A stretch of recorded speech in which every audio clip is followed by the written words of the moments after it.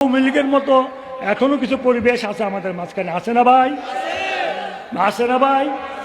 থানায় গেলে ওসি সাহেব কথা কইতে ভয় পায়, দাঁড় করা কথা কইতে ভয় পায়। কেন এখন ভয় পাবে? জালেম সরকার তো বিদায় নিয়েছে, সেই লিগে এখনো জালেম সরকার আছে।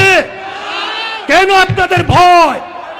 সাধারণ মানুষ যখন আপনাদের কাছে যাবে, আপনার হাসি মুখে তাদেরকে গ্রহণ করবেন, তাদের সুবিধা অসুবিধা শুনবেন। যদি আপনারা ভয় পান, কার জন্য ভয় পান আমাদেরকে বলেন, আমরা জনগণ দেখবো ইনশাআল্লাহ। আল্লাহর রাজি আছেন তো?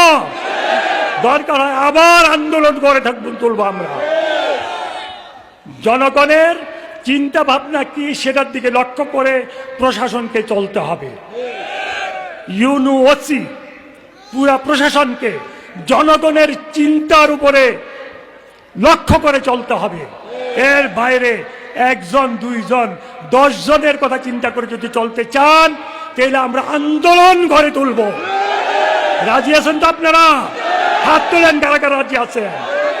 কোনো এসপি সাহেবের ক্ষমতা নাই, কোনো ওসির কোনো ক্ষমতা নাই, ইউনুর কোনো ক্ষমতা নাই, সমস্ত ক্ষমতা আমার আল্লাহ।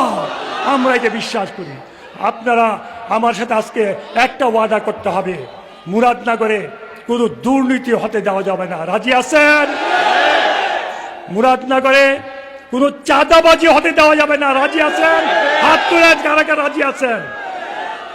মুরাদনগরে মদ, জুয়া, ফেন্সিডিল এইগুলি হতে দেওয়া যাবে না, খেতে দেওয়া যাবে না। রাজি আছেন?